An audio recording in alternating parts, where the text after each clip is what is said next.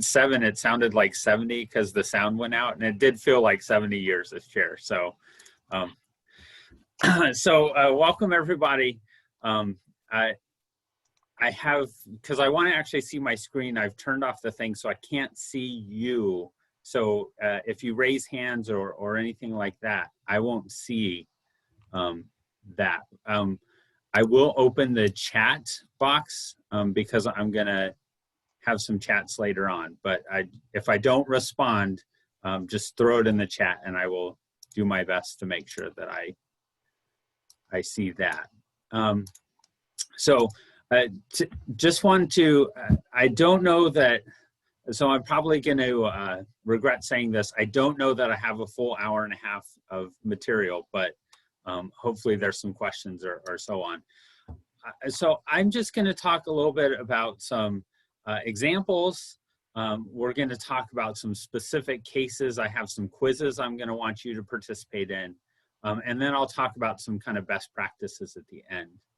I'm going to start with a couple of stories to kind of illustrate issues. And so my first story has to do with a PT&E case that we had in the math department. And so I also want to apologize if you were involved in this. You know, I'm not calling anybody out, but this is just my perception of one piece of a very complicated case. But in our department policy manual at that point, this was many years ago, our department PT&E document said that regular submission to external agencies for funding was expected. Okay, and you'll notice I put the regular in quotes because that's the only piece of the actual document that I am certain that I used the same language as was in that original document. So it said regular. And so what we had, gotta get it to go, wrong thing. Within the department, there was different definitions of what regular meant. Some people, in fact, a majority of faculty thought that regular submission to external agencies meant once during the pre-tenure term. Okay, so that was the majority view. There were a few people who said, no, it should be twice because regular means more than once. And then there was one person who said, well, it should actually be probably at least every other year. So you can imagine when you're a junior faculty member, you're reading a PT&E document, you're getting advice from faculty, and the advice you're getting is that regular means either once, twice, or every other year. Those are very different expectations. And the reason that this was somewhat problematic, well, I mean, I think you can see why it was problematic, but outside the department, when we had people go up for promotion and tenure, the college PT&E committee did not interpret it the way the majority of the department did.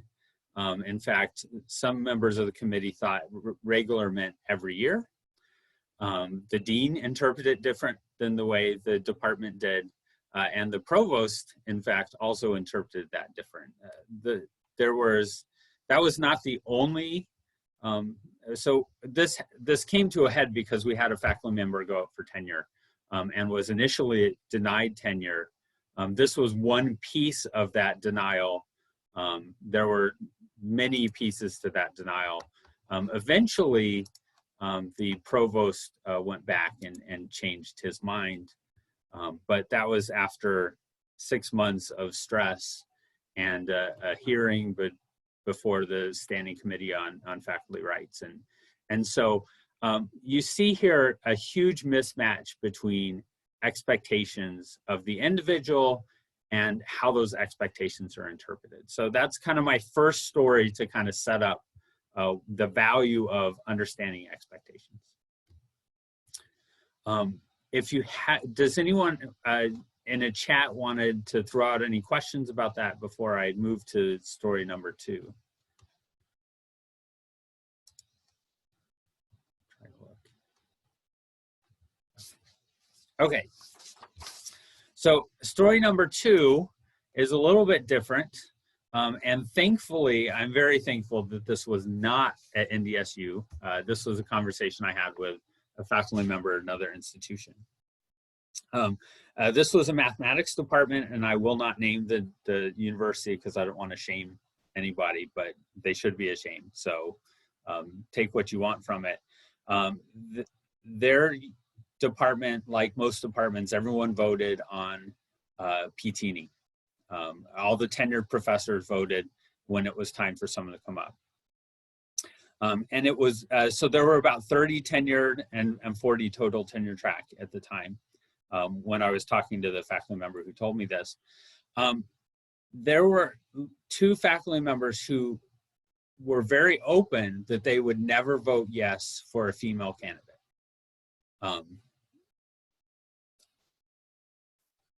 Yeah, I don't know what to say about that, but that was the message that was made very clear to the chair and to other members of the tenured faculty. It's not clear that it was directly communicated to candidates, but all the candidates knew.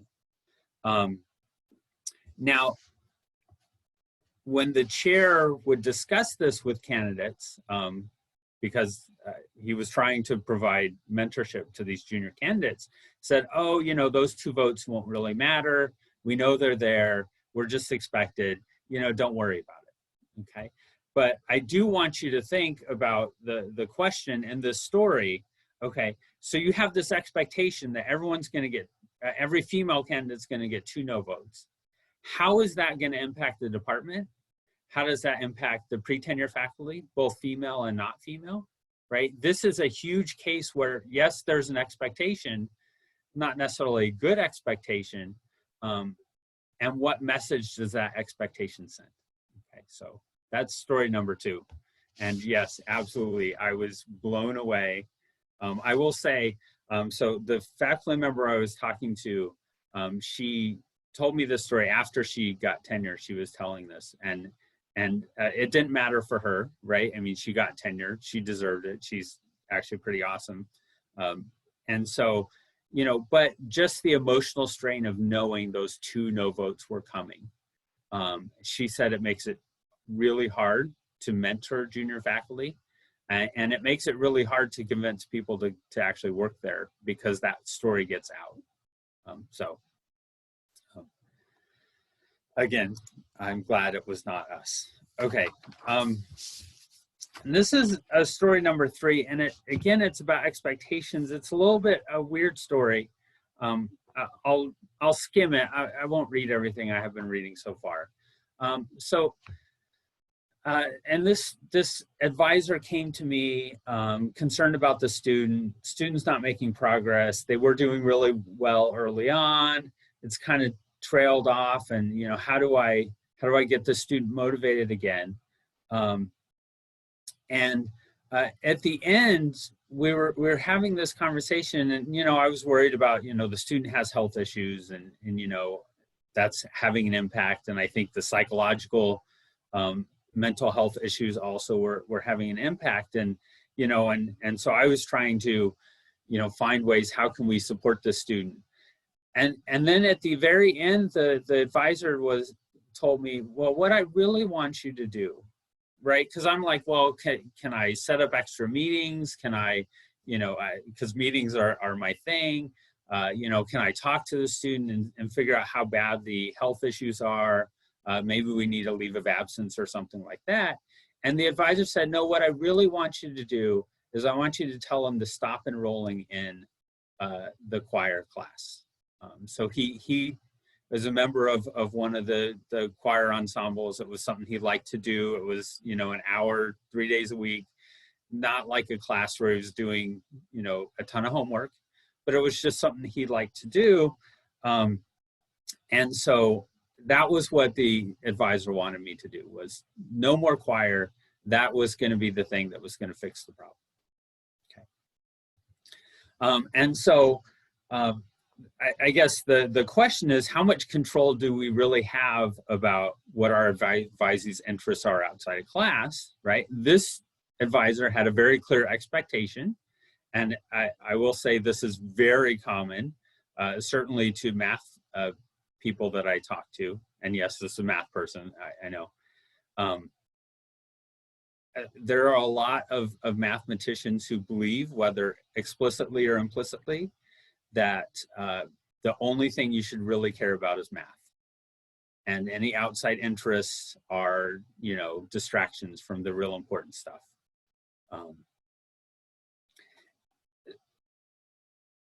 And so I've actually seen this attitude a lot. I've always tried to push back against it because I have interests outside of mathematics. I enjoy doing mathematics. I really like my research. I love teaching math, but that is not my life. But for some people it is, and they kind of have this expectation of other people. And you know, whether it's math or music, maybe not as much of a question, but what if I change that choir class to a job that they need to cover the daycare so they can actually attend class? Does that change your expectations there? Is it okay to go to a student and say, I'm sorry, you can't have an outside job because I need you to be working on math research all the time, right? And so again, it's about expectations. An advisor has some explicit some expectation of their student.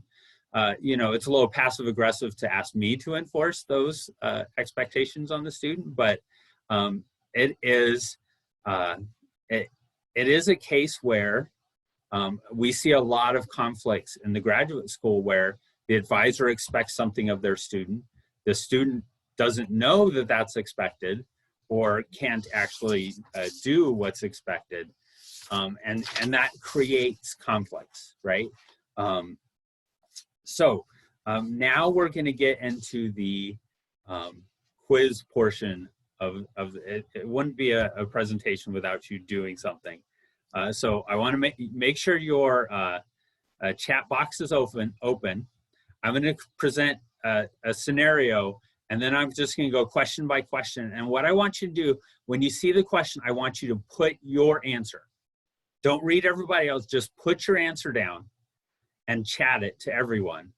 And then, you know, once we get a couple answers, then I want you to look and see how what you think is the right answer compares to what other people think is the right answer. And I'm hopeful that we're going to see something here. So we're going to start with a quiz. Number one has to do with expectations for TAs, right?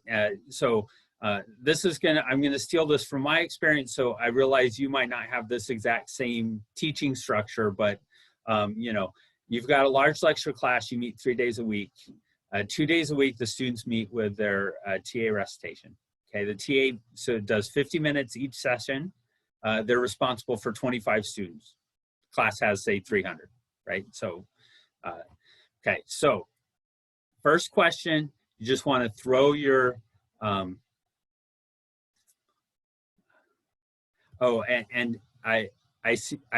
so Shannon commented that the grad school expects students on assistantships not to have outside jobs. I do agree with that.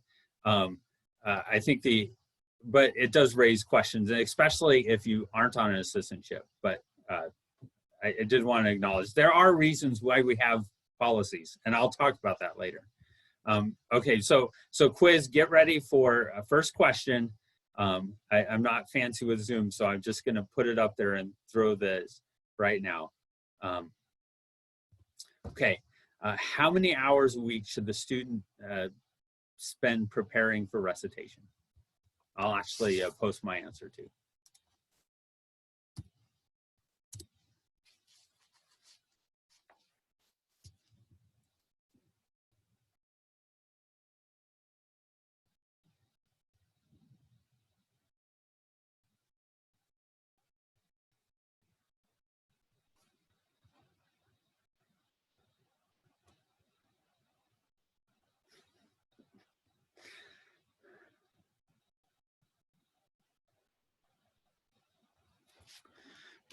Okay, so if you're reading the chat box, you're going to see a lot of different hours, right?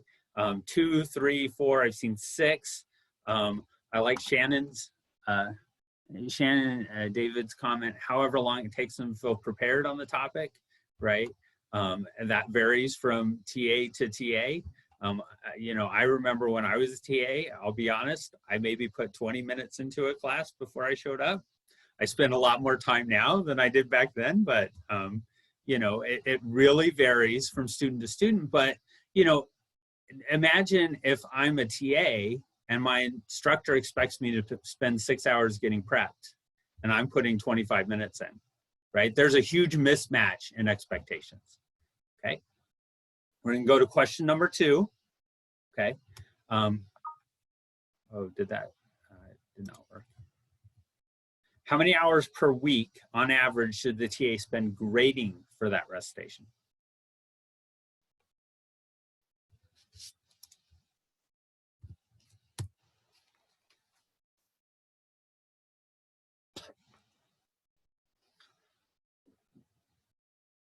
And yes, it does depend on what they're actually assigned to do. I'll say when I do recitations now, I have a worksheet that they should be going over. So their prep should take about half an hour. They should read through the worksheet because I want the students working in groups in recitation. I don't want the TA up there lecturing. And so I provide them very clear guidance. Here's what I want you to do.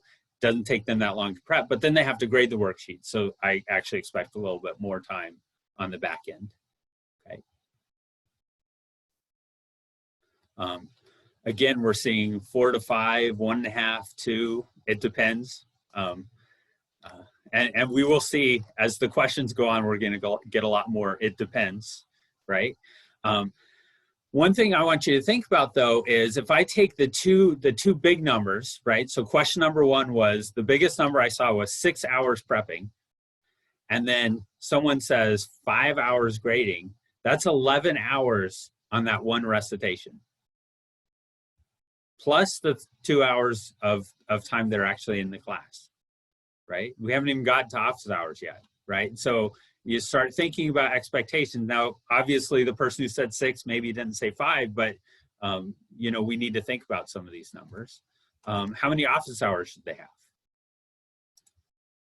I'll put my answer.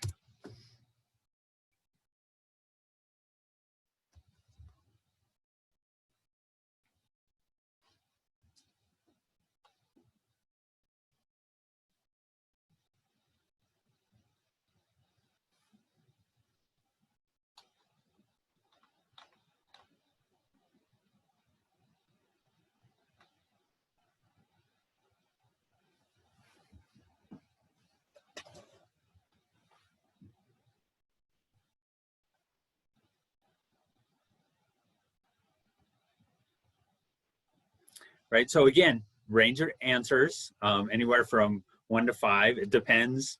You know, I actually point out a comment, there's 10 TAs working 10 to 20 hours, they should divide all their tasks, right? You know, these are all very different expectations. And I just want you to think before we go to the next question, do your TAs know what your expectations are? Have you ever had a TA and said, I expect you to spend an hour prepping and 2 hours grading and 3 hours doing office hours, right? Have you had that conversation?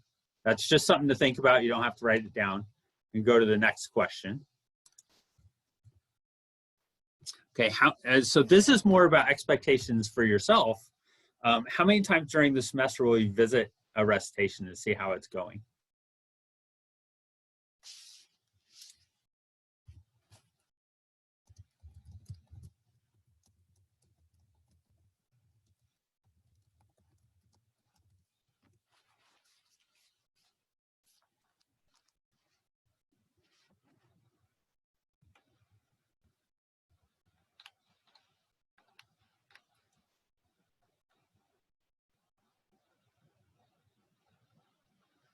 Right, so again, we're getting a lot of different answers.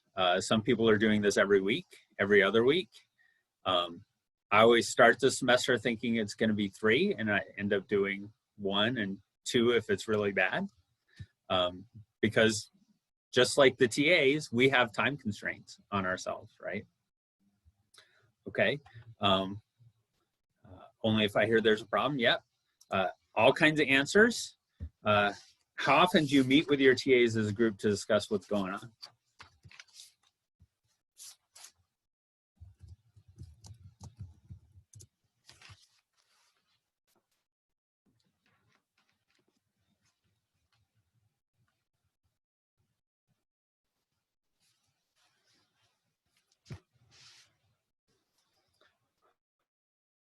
Actually glad to see people saying that they meet with their TAs once a week or every other week or so.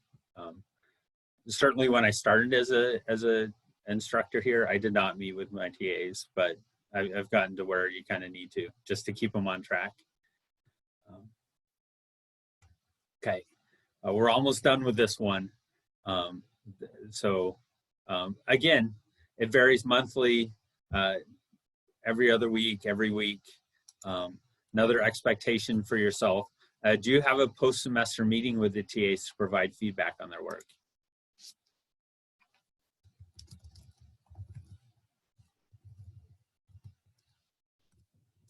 Spell it right.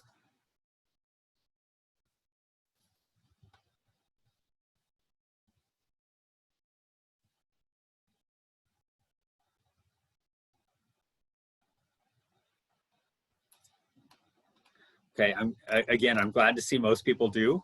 I usually try to. It's interesting, the reason I ended up with my advisor in graduate school, because we had a post-semester meeting of all the TAs. I was his TA. And at the meeting, I asked him, tell me about your research. And that's how I ended up with him from a post-semester meeting like this. And last question for this one, do you provide written feedback?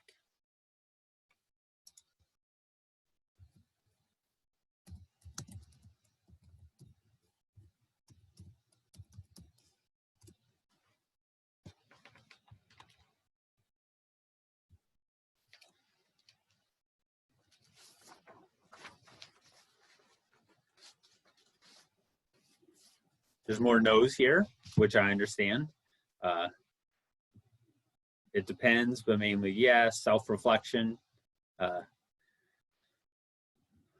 They get their SOI scores. Yep, they do. Okay.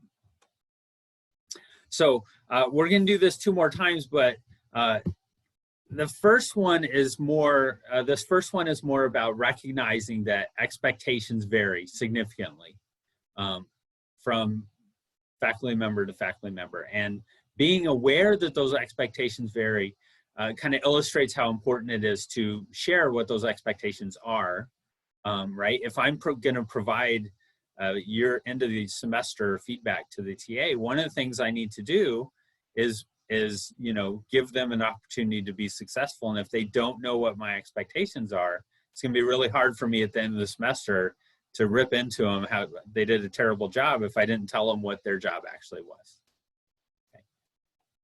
Okay, so we're going to look at the next one. This is for an RA. Okay, you have I just pick numbers. You'll be able to tell that I have less experience with supervising RAs because I've never had RAs. But 5 PhD students in your lab, 2 students are almost done. Other 3 in various stages, including 1 in their first year. Okay, so again, we're going to answer questions. Question number 1, do your students work in the lab on weekends?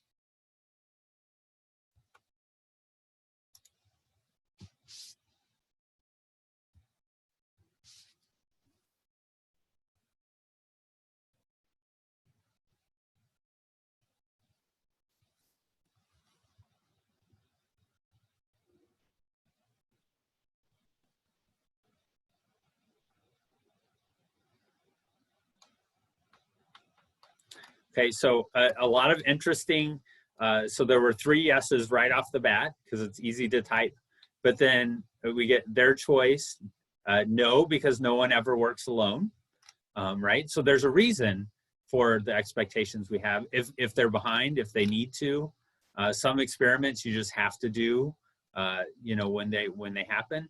And I'm concerned this question is asked, right? Very different expectations. And now, of course, that's very much can depend on what the lab is, right? What your research project is, what the students are being asked to do, right? Okay, so here's a similar but related question. How many hours a week do your students spend outside regular working hours working in the lab?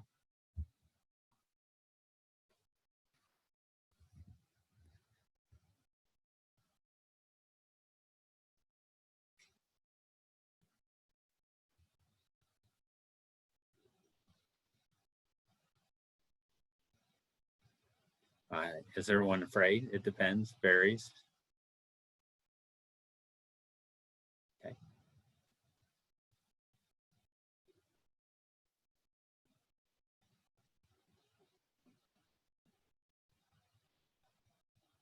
Okay. A lot of it depends, right? Different answers. Okay. We're going to get back a little bit to what are your expectations of yourself, maybe. How often, wait, I have to minimize something, I'm sorry. Yeah, okay. How often do you meet with your group to discuss what's going on in your lab?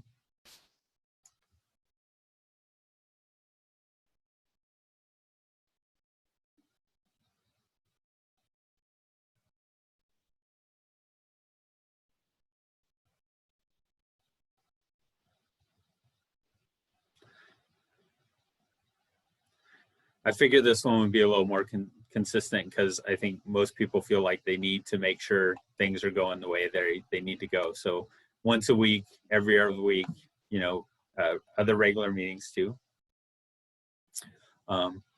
Okay. When you're not there, do you provide guidance on what the student should be doing? I'm hoping the answer is of course, but we will see. Try to be honest, even though I told you what to say.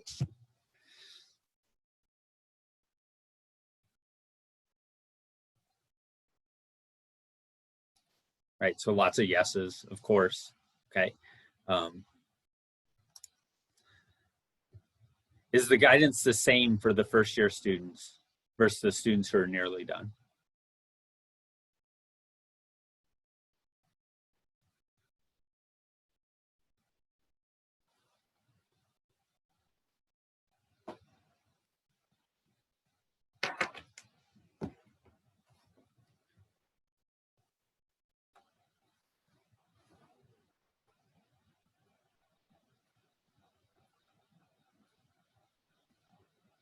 Right, so now we're seeing, obviously, you would think the more senior students wouldn't need as much guidance, right? The early students would probably, yep, the early students are gonna hear about safety a lot more.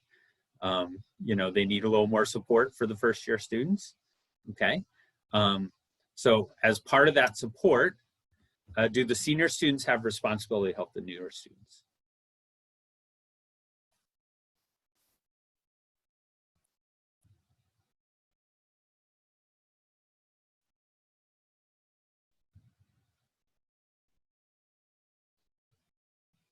Right, so here's another one. I figure most people would say yes, right? They need to learn a little bit about mentoring, and this is a good place to do it. I should point out, it's very interesting, with the teaching one, the answers varied more, but if you asked me beforehand, I'd say, you know, everyone's lab is different and the answer is going to differ more, right? Whereas the classes, everyone who's taught calculus has roughly the same experience, right?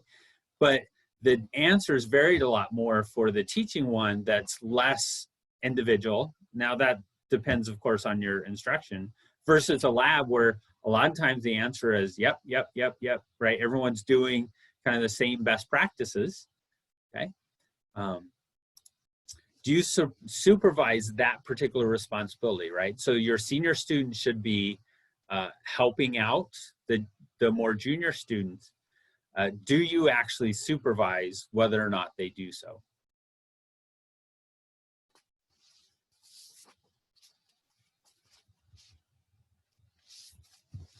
So yeses loosely in the weekly meeting, right? I think we all understand that even an advanced student is going to need a little bit of guidance and checking in. We do have it not always, right? And it's going to depend on the student, right? You might have a senior student who is on top of things. You don't really feel like you need to check in on them as much. You know, they're really good at working with other students and so on. Whereas you might have another student who needs a little more help with that particular aspect, right? Okay, that was quiz number 2. We're going to move on to quiz number 3. We're going to get into PT&E expectations. Okay, so, and again, your department might not do it this way, but for the purposes of answer these questions, I want you to think that you're in a department that does this, okay? So assume you're, right, so first off, assume your chair does, or your department does annual evaluations like they're supposed to. Okay, so that's an assumption that I'm making. But we're just going to assume for the sake of my questions that your chair or head of whoever takes the 3 areas, research, teaching, and service, and in each categories ranks their contribution on a scale of poor, fair, good, very good, and excellent. Okay, so every year, in addition to the text that says here's what you did good this year, here's what you need to work on, they also get assigned a grade, right? This year your work was fair in research, excellent in teaching, very good in service, right? Okay, and you can assume that the chair is reasonable, the head is doing their job, and that evaluation is tied to what it actually says in your PT&E document, and is not just some random, I want to give out gold stars. I realize that some of these things don't happen. Okay, but just for the sake of this quiz, we'll go with this. Okay, so question number 1, how many pours can a pre-tenure faculty member receive and still earn tenure? So think about their 5 years before they submit their paperwork, so they should have 5 annual evaluations. Okay, so that's 15 different scores total. Okay, how many pours can they get and still get tenure?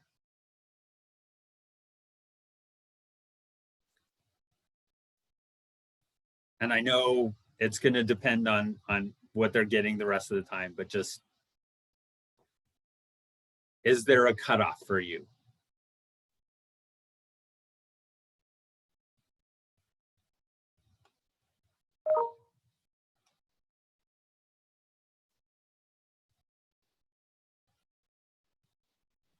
Okay, so a lot of people noting that maybe they start out with pours, but things get better over time. I understand, Ken, your point that this is really a weird way of doing things, and part of it is the way I phrased the question, right? A pour in the abstract actually doesn't mean much. Why did they get the pour? What was the pour in?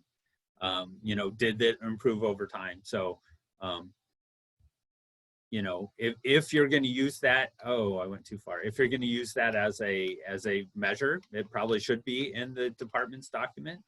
You'll notice I didn't put an answer because I actually, even though I did give such ratings, I would not put so much weight in them as to say, if you got 10 pours, you don't get tenure, because it depends, right? Depends on what they're in. Does depend on if there's improvements, okay? Okay, so I'm going to ask a similar but different question, and I apologize for my phone ringing. So I'll start the next question though.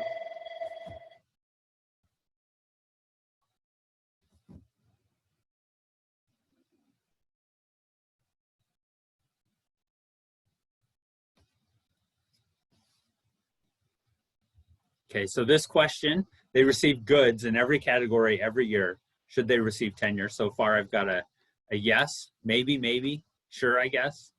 Do they meet tenure criteria? Probably. I'd guess yes. I'm just reading the comments. They're kind of fun. Okay, depends on the criteria, right? Unless there's a point system and they don't meet the points. So the reason I asked this question this way is I have actually seen institutions that you get ranked either yes, like it's a 3-point scale, but you have to get a certain number of excellence to get tenure, right? And so if you were good all the time, but you don't get any excellence, we only want to tenure excellent people. That's what I've heard said, right? It is a little weird that everyone should exceed expectations. Yeah, you know, I actually like a lot of your comments here.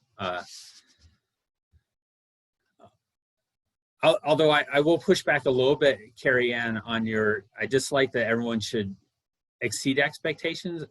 I think part of that depends on what the expectations are, right? Because in theory, to say you, I guess, exceed versus meet expectations, right? If you meet the expectations, you should get tenure, right? Everyone should get tenure, right? Is that okay? Okay, so okay, so now I'm going to move away from this rating scale, okay, which I think we can all agree needs a little more context than just a rating scale. Here's my next question.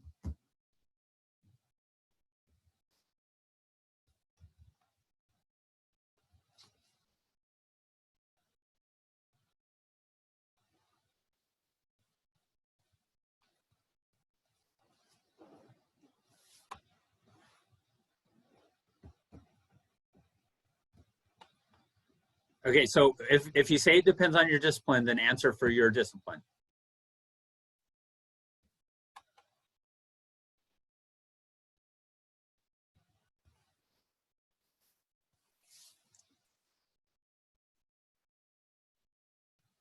Yeah, and for your, you know, assume they have the same job description as you, same percentage, all that.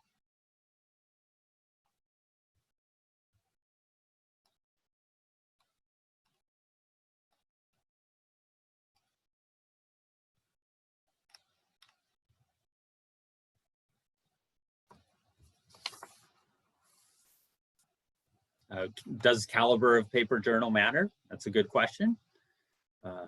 Average depends on percent. Yeah, about 10. We'll get whatever the guidelines say. 1, 1.5 a year, 1 a year, 5, right? Right. You see very different answers, right? And part of that is because it matters based on your discipline in mathematics alone. Okay, so I'm not even going to go outside. I'm just going to focus on the one area that I'm very comfortable with. If you publish a paper a year in the area of operator algebras, that's my area, you are doing very, very, very well. You're not a superstar because then it depends on where you're publishing them, but you're doing very well. If you are an applied mathematician and you're publishing 1 paper a year, you are probably very low level, unless you have a really esoteric type of research area, right? If you work in commutative algebra, the answer might be 3, depending on the area of commutative algebra. So just within mathematics, I can find very clear answers where some of the superstars in the field are publishing every other year. Other superstars in the field, depending on their area, might be publishing 5 or 6 papers a year, right? And these, I mean, so not just tenure, but we're talking about superstars, right? You get this huge range. So now think about, you know, these numbers change so much depending on your field, on your department, on your discipline, on your college, right?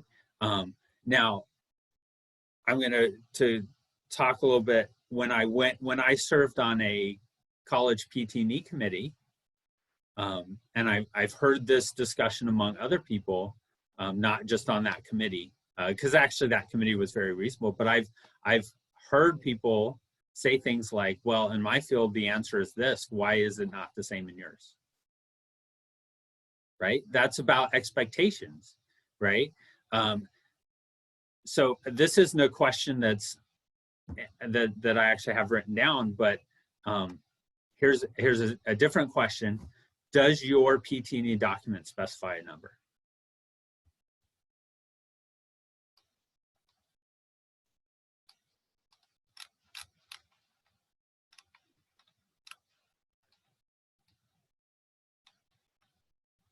So we got 2 no's, bunch of yeses, three no's and a bunch of yeses. I know in math, we do not specify a number. We are very reluctant to specify a number.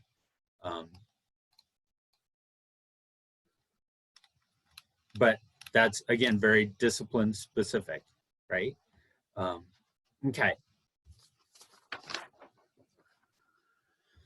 Here's another question about tenure expectations. And again, assume this is your department. They have the same position description as you, same percentage, okay?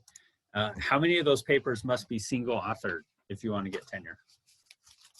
Right, so whatever that number was, if it was 1 a year, if it was 10, how many of those need to be single authored? I see a few nones. None. Yep. This is really interesting. I think I would be surprised if anyone said a number. It said a number bigger than 0. I did like the comment about the math department not liking numbers. I say this also is true as an administrator. I know enough about formulas and functions and numbers to not trust any of them. So I don't like to use them if I can avoid them. And that's probably true of a lot of mathematicians. But everyone will say, oh, collaboration is really important, right? We want people to write multiple authored papers. We want them collaborating, working with others, okay? I have had a conversation with someone in another field where they said, well, independent means you have at least 1 paper on your own.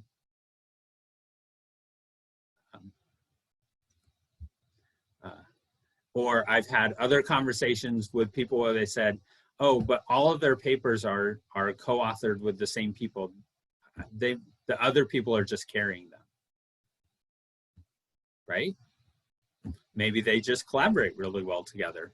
Maybe they're carrying the other people, but these are expectations people have that they'll say in unguarded moments, but they're not going to write it down in a little chat box. Okay. Here's a question we'll get some interesting numbers. How much external funding must a faculty member receive to earn tenure?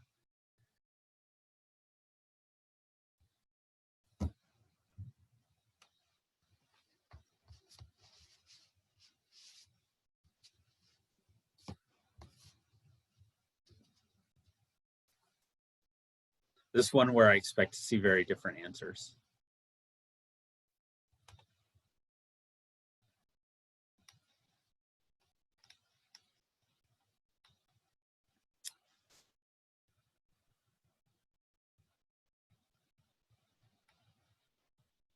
Okay, so a significant grant, no dollar amounts, twice what your startup was, enough to show you're successful.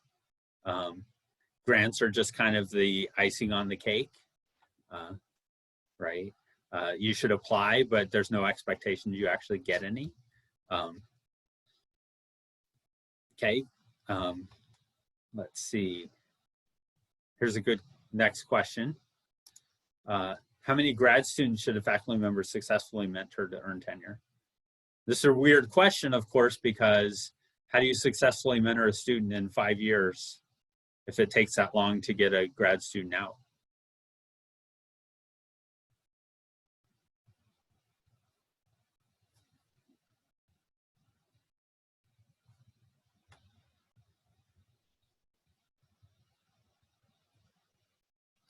Not specified, we don't have a number.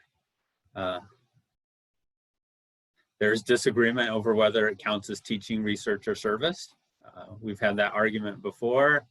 Not sure, more than 0, not specified. You notice I don't tell you what I mean by successful, because that's gonna change. 3 or more,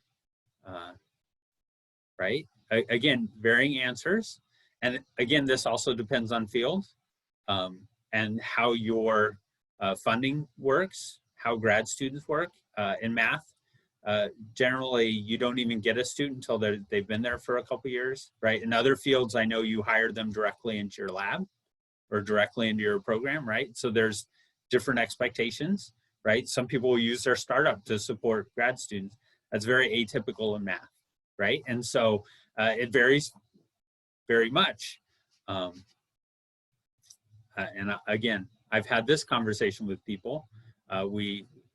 In that tenure case that I referenced earlier, one of the other things the provost said that he failed to meet expectations was he hadn't successfully graduated any PhD students. So it does happen. Here's a good one. Let's see if people are honest about this one.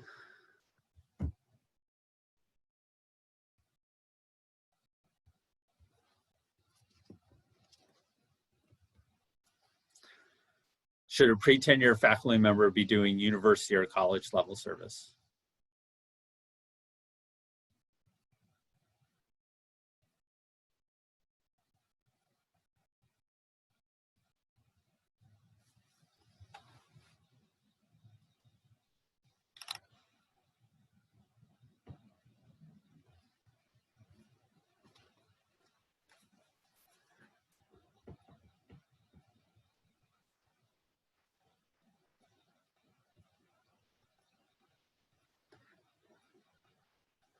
You'll notice I use the word should and not must.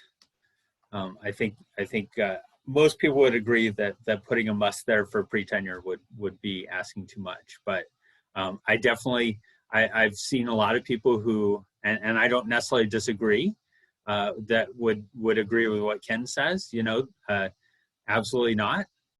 Not necessarily about dysfunction, but definitely they should be focusing on their research and their teaching, and maybe do some department service. But you know, college service is a lot of work, right? University committees are a lot of work, and maybe we want people who have a little more experience on them, right? On the other hand, there are people who do a whole bunch of college service and university service, maybe sometimes too much.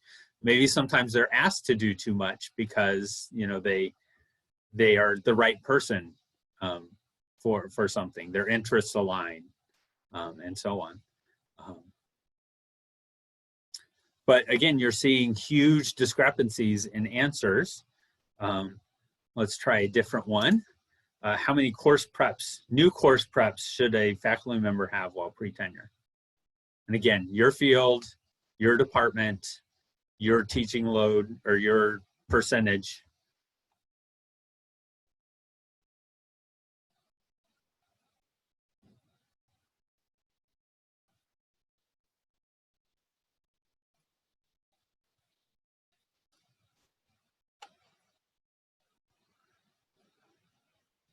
I have to think back. I'm trying to remember what my number was. It was probably, I'm going to put a number and you won't believe me.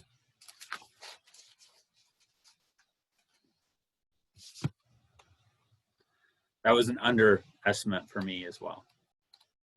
2, 3. The minimum to be successful depends on position, responsibility.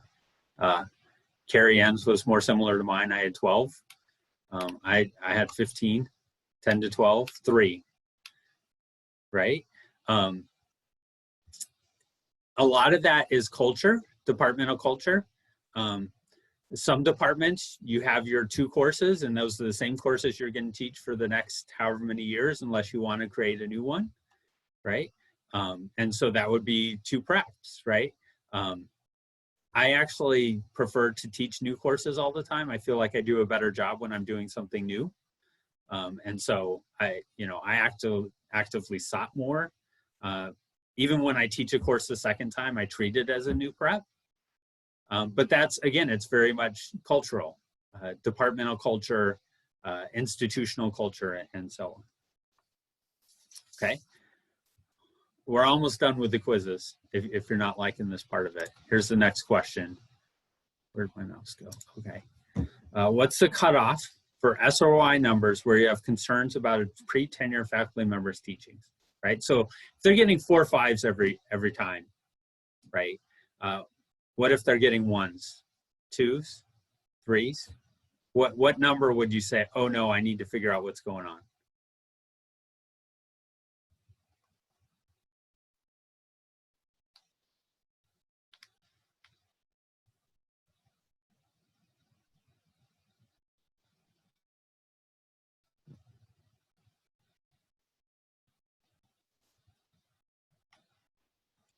Right, so a lot of people saying 3, a lot of people saying 3 but hedging, because we all know what the issues with SROI scores are. Right, obviously we'd love to see it with more. I always viewed, when I was chair, I always viewed SROIs as a piece of data to say, I need to check on this more. Right, we had other pieces of data, but when I saw an SROI that was really low, or actually if I saw one that was really high, I'd say either I need to figure out what they're doing, they must be doing a fantastic job, or there's something else going on and I need to know it. Or on the other end, maybe they're a disaster, or maybe, you know, they're doing something that the students don't like and I need to figure out how to make sure they're communicating that, right? Depends on seeing improvement. So, oh, went too far. So just for context, in the math department, scoring below a 3 is scandalous. Most people don't know this because we don't necessarily share them with everybody. The chair would look at the evaluation and then we give them to the individual faculty members to look at. If I saw a number below a 3, I'd freak out.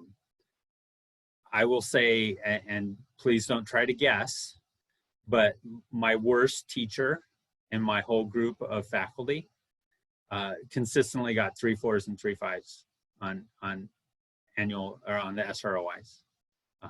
Most of my faculty were getting 4 5s, 4 6s. It made me feel really bad because I would consistently get a 3 8s, 3 7s, 3 9s, right, in my instruction. But the numbers, yeah, I don't want to spend too much time on SROIs. I'm not a big fan of them myself. So I will say, as chair, I used them less and less as time went on.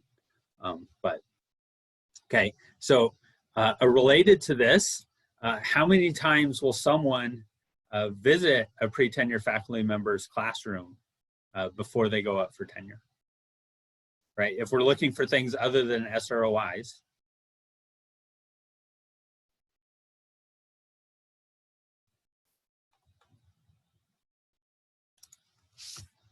I'll put the answer according to our document in the math department.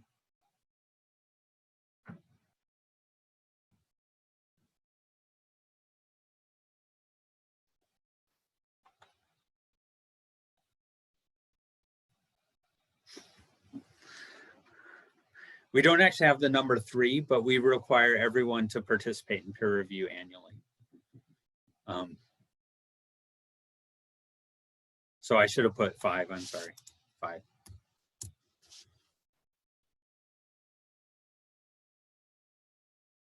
And then the chair would, when he got time, would eventually drop in and check every once in a while too. That only happened every 3 semesters or so where I'd visit everybody. It's an interesting question, Carrie Ann. Do you have an observation protocol for classroom visits? That's actually a very interesting question. So in our policy manual, the math department actually has a template for doing a peer review. It's not a great template, but it's a start. When we used to have the university level peer review of teaching program, they had some templates that I thought were a little more helpful, but you know, to have a visit without some form of framework to figure out what you're going to say and do is problematic.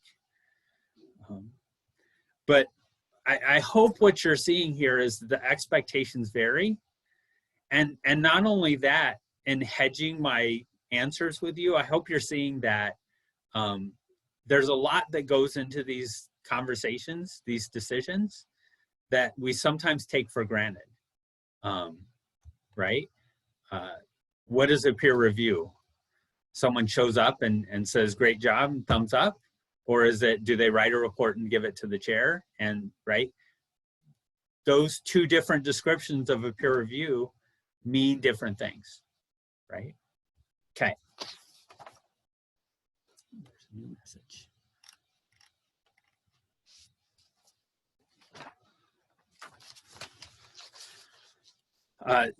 I don't have a, I don't have a copy for ours. Other people might share. If you go to the NDSU Math Department page and you click on resources for faculty, you can get our policy manual, and it has all that on there.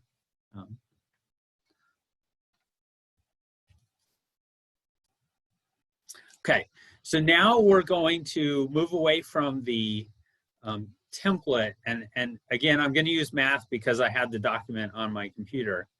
I want you to look at our tenure expectations. So let's see if I can. There. I had to shrink it so it all fit.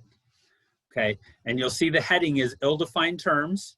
This is one of the common problems in expectations are ill-defined terms. You'll see that I've highlighted some words, right? This is literally straight out of our PT&E document. Item 1, research. The candidate must exhibit a strong independent research program. Number 2, for teaching, the candidate must demonstrate a record of excellence as an instructor in all courses taught by that instructor and successful advising of students. Number 3, service. The candidate must contribute to the governance of the department, the college, the university, and/or the profession. Number 4, collegiality. The candidate must interact collegially with other faculty members. Okay, so this is literally straight from our current PT&E document. But you can see that this is so ambiguous as to be unhelpful. And that's a polite way of saying it. In my opinion, I've highlighted some, what does it mean for a research program to be strong? What do we mean by independent? Does independent mean you have to have a single authored paper, or does it just mean that, what does it mean, right?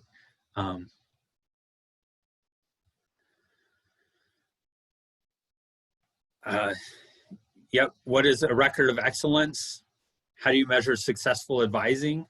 What does it mean to contribute? I've seen some people who their contribution to the committee work is actually a detriment to the committee work. So does it count then that they don't do anything because that helps us? You'll notice I highlighted and or. What does that mean? What does it mean to interact collegially? Do we only expect collegiality with other faculty members? What about with staff and so on, right? So just highlighting, this is a common problem, especially when it comes to documentations. Things are very, very vague. If you read the university PT&E document about what the expectations are, you're going to see things that are even vaguer, right? So I'm going to go to the next slide, and the words are going to get smaller, so I'm going to apologize. Okay. What our document does is it has these vague terms, and then it has a separate section that talks about what do we mean by these things. And it's not perfect, okay? And you know, your document, your department might have different expectations, but I'm just, here we go. Here is, this is our follow-up on the section of research. This is indicators. I'll tell you that there were a whole bunch of footnotes to these that I cut out. There were probably 15 footnotes on this section.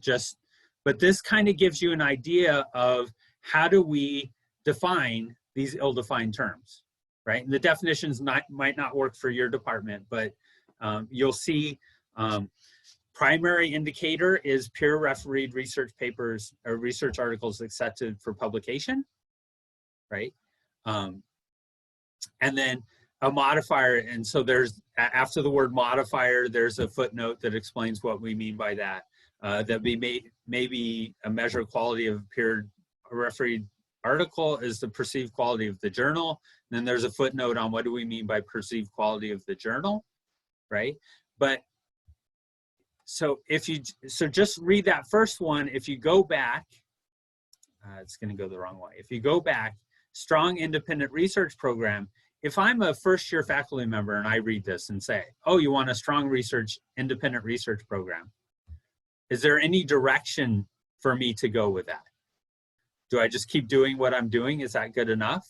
And so the point was to give them some ideas on what things are we looking for, right? We're looking for peer refereed research articles, okay? We're looking for solicitation of external support for the research program, okay? But we also want them to understand that if you don't get support, that's not the end of the world, right? You'll even see a clear, this is actually one of the few expectations that are numerically listed in our document. It is expected that every faculty member submits a research and or teaching grant proposal to an external agency on average at least once every 2 years. There's only one other place where we say this is an expectation you will do, and that is you will participate in peer review of teaching. I didn't include that in the slide. Everything else is vague because we aren't always comfortable with numbers, right? And this goes on for pages and pages. There's actually 7 indicators. And the last one is, well, you can always put more stuff in, right? Now, when it comes time to do annual evaluations, right, as chair, I'm looking at this document. The first place I go is I say, oh, the number one primary thing I need to look for is, are they getting papers published, right? So I have a clear thing to look at to say, my expectation is you're publishing peer refereed publications. And when I have a faculty member come to me and say, well, I didn't have any papers this year, why did you rank me low on research? I can say, well, because you're not meeting what is clearly defined as our primary indicator of research quality, okay? So we have a similar 2 pages for teaching and 2 pages for service. There's half a page for collegiality.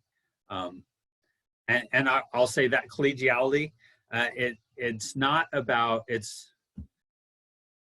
so we actually have indicators. One indicator is, do you go to colloquium? Because we treat that as a sign of respect that, you know, if someone brings a speaker in, I'm going to respect that speaker by showing up, right? It's not about, do you argue in meetings? It's about, do you do basic things that show respect to others? But at the same time, I'm still not super comfortable with it because it is a little bit vague, right? Okay. My point of this is to say, one of our common problems is we have ill-defined terms. How do you fix that? You have to start getting specific. You have to explain what you mean, okay? So I'm going to move on to the other next common problem, which is, are your expectations reasonable, right? There's 168 hours in a week, okay? You should probably, your pre-tenure faculty, your grad students, your colleagues should probably be spending about 56 of those sleeping, okay? You know, 21-ish eating maybe, right? That's not a lot of hours, and people have things going on outside work and school, right? And I think Zoom, or this pandemic, if nothing else, has taught us that we have lots of things going on in our life outside working at NDSU. Especially when you're working from home, there's things going on, right? People having construction in the background, people who are helping their kids learn at the same time they're attending meetings, right? We're finding out that people have other things going on in their lives, right? So here's a more specific example of this, okay? And I do know this, that we pretty much cap, we do have some exceptions, but we cap TA and RA positions at 20 hours a week. Some departments, it's actually a little bit lower. And if you have to go above 20, you have to get permission from me. So I actually know about if you go beyond 20, okay? But if they're teaching a 3-credit course, okay, that could take anywhere from 3 hours if they just literally show up, do the 50 minutes and go home, to 15 hours a week, depending on how much grading they're doing, how much, prep they're putting in, how many office hours. Some people will turn that into 20 hours a week with a 3-credit course, right? How much time in the lab is someone supposed to be working, and how do you decide that that work is working on their dissertation versus doing their 20 hours a week for me in the lab?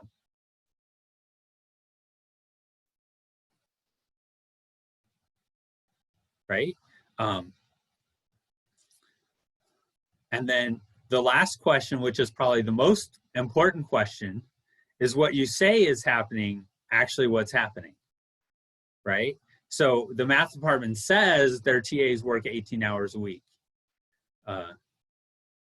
We have actual, this course is equal to this amount, and so on. We tell them, here's how much you're supposed to do in prep each week, and here's how much time you're supposed to spend grading each week, and so on. But is that what's really going on? I can tell you for certain that that's not actually what goes on. And I know as a TA, as a grad student, when I was working for the department, there were some weeks where I'd much rather prep for class than, reread that paper that I haven't quite figured out the details of, right? And so I would spend more than 20 hours a week on my teaching. Other weeks, I was really busy and I just phoned it in for class, and I, got 6 pages of my dissertation worked on, right? Those vary, but are our expectations reasonable? And do they match what our rules say?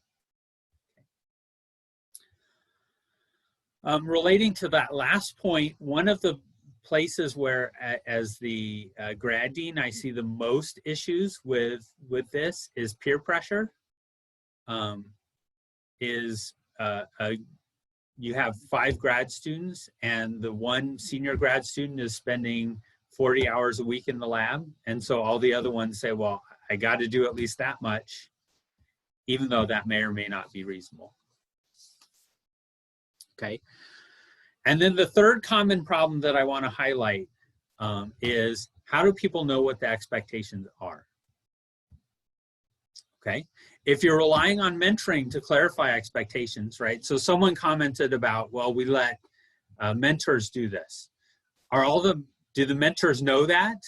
And are the mentors all giving the same message, right? If one mentor says you should be spending, you should be focused on this, and another mentor says, no, you should get on a university service, right? That different message is going to translate in different choices that may or may not affect the person's tenure, right? So are mentors really doing what they're expecting, what they are supposed to be doing? Do your grad students honestly know what you expect of them in the lab? And just as importantly, did they know that when you hired them? Did you sit down with them and say, I expect you will spend X hours a week in the lab doing the things that need to be done. When you're in the lab, I expect you to follow all safety protocols. When you're in the lab, I expect you to treat other people with respect. Did you actually tell the people that, or did you just assume they know that? Okay, because I know a lot of people do these things. A lot of people have great conversations with their students about safety procedures and working with others. But I've also very clearly seen cases that this is not happening. These conversations aren't happening. And if you don't tell people what's expected, how do they know what they're supposed to be doing? So this last one is an example on preliminary exams. In the math department, we had oral preliminary exams. Some advisors would say, we can ask you any question from anything from calculus up to what you're doing in your research. Other advisors would say, no, I'm just going to ask you questions based on these 3 classes that you took. Other people would say, no, I'm only going to ask you about what you present about what your research is going to be. Those 3 different students got very different messages about what was expected of them. And I will say that first case where the person said anything from calculus up till now, they didn't tell the student that, they told me that. The student, they just said, you know, show up for the exam. Okay. These questions are semi-rhetorical, even though I talked through them.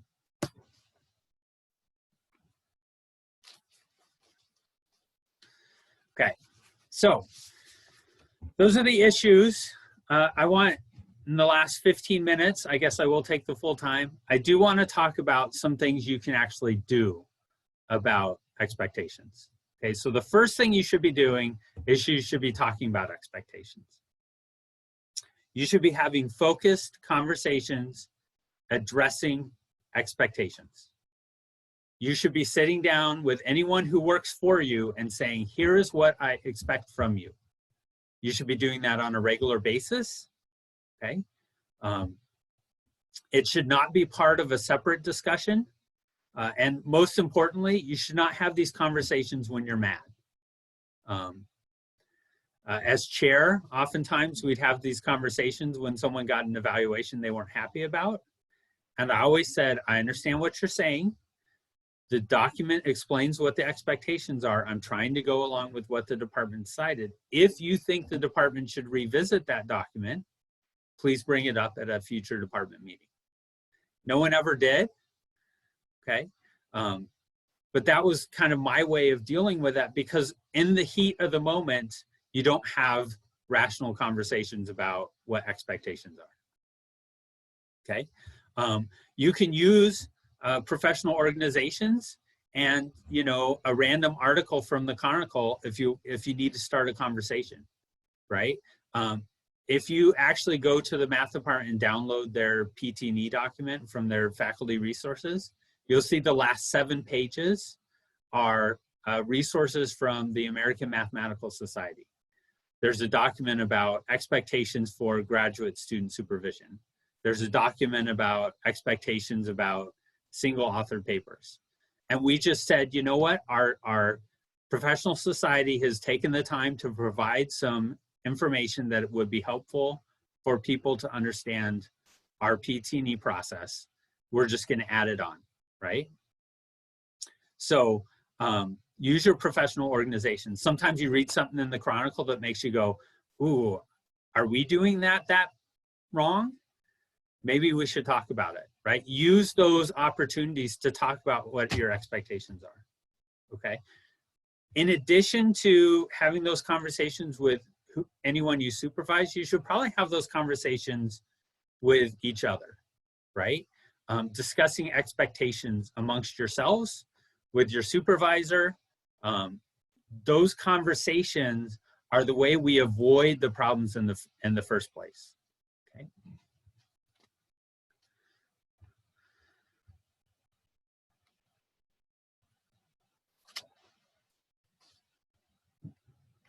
Okay. The next thing we should be doing is we should make sure our written words match our expectations. Okay? So when you have an expectation, when you catch yourself thinking, I really think that person should have done this, or I really think everyone should be doing X. I really think everyone should have 1 paper a year before tenure. Is that what your document says? Right? Does what we write down match what we say? That's a good opportunity for a conversation. If it doesn't match, why doesn't it match? Is it because my expectations are wrong? Or is it because our document needs to be updated, right?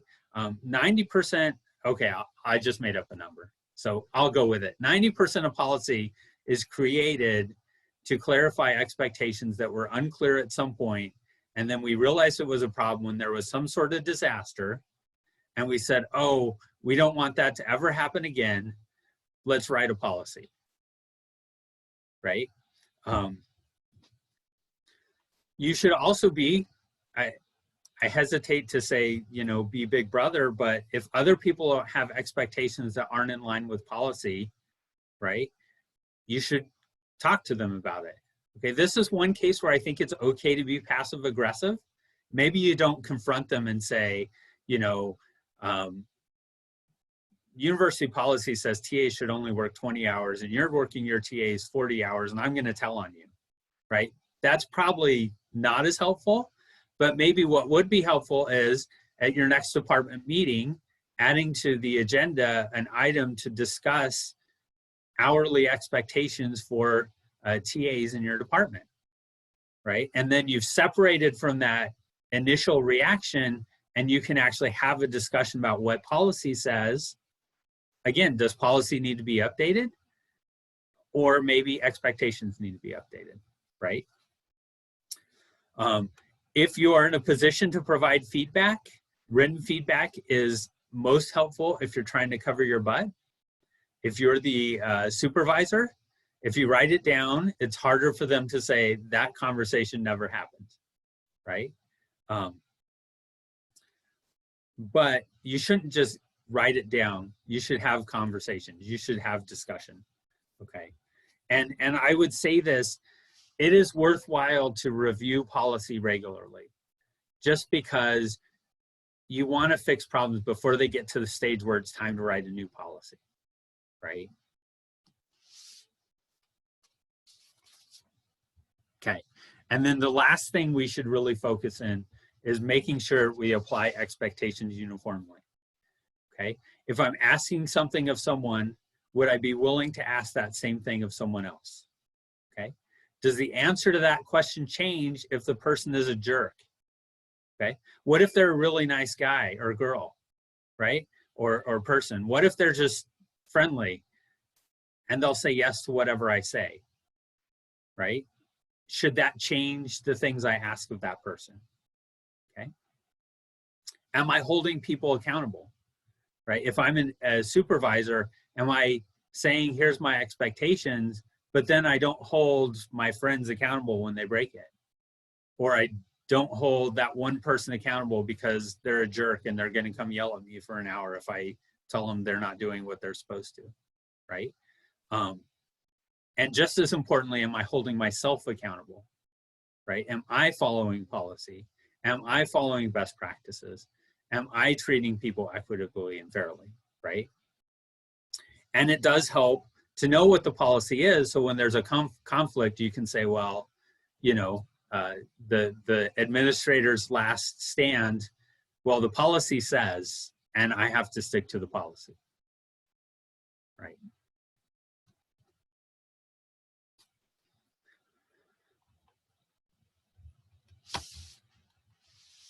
So I think that's all of my prepared. I think that's, yeah, that's you're gonna get the black screen slide. We'll go back to this one. If you want to unmute yourself and ask questions, or you want to put them in the chat box, we have a couple more minutes. I just want to open it up if people have something they want to say, or again, chat. And thank you everybody for taking the time to be here. I hope you got something out of it.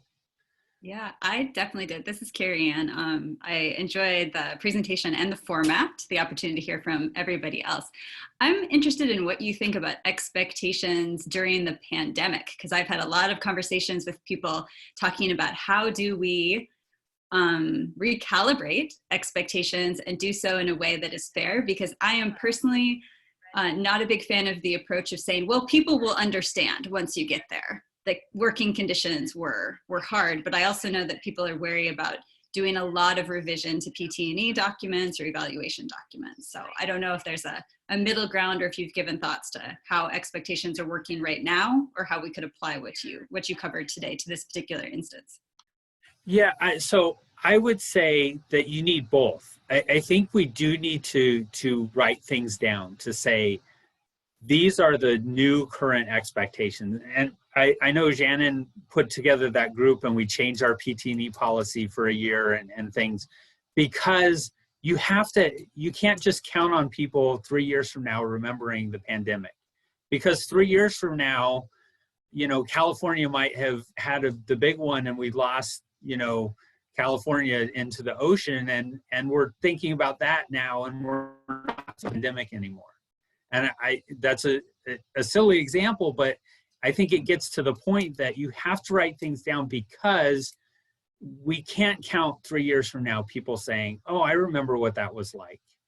I don't even remember what it was like in March anymore, right? And so you have to write things down, but you also need to have conversations. And I think this is a case where you need to have open-ended conversations with people, meet with people and say, what does your work really look like right now, right? It's one thing to have a general, we extend our PT&E policy for a year, right? Which I think is a great first step. But then what are the conversations we're having with pre-tenure faculty to say, okay, what are the challenges? Maybe there's something we can write up to formally say, here's a different adjustment we've made within our department. Maybe it's just the emotional opportunity to talk about how things are going. But I think you'd be surprised just having conversations saying, what are you doing to deal with this? The answers I see in talking to people are crazy, I guess, here. The different things people have to deal with. And so there's not going to be a great one size fits all. And so this is an opportunity for chairs to write an extra letter in their annual evaluation that said, because of the pandemic, these are things that I had conversations with this person, and here's how we adjusted their workload because of this, and document it so that later when we're looking at it, we can go, oh yes, I remember that. Those were reasonable actions to take. Let's see how that impacts their PT&E. But I think we have to have those conversations about what new expectations are. And I mean, we should be doing that anyway, but I think in the pandemic, it's especially important.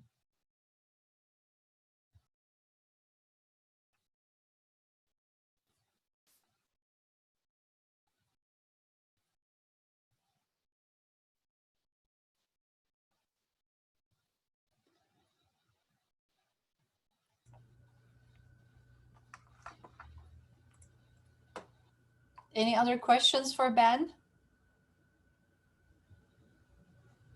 Okay, well, thank you, Ben. We'll post the recording and the slides in that link that I provided in the chat box. Thank you, everyone. Thank you, everyone.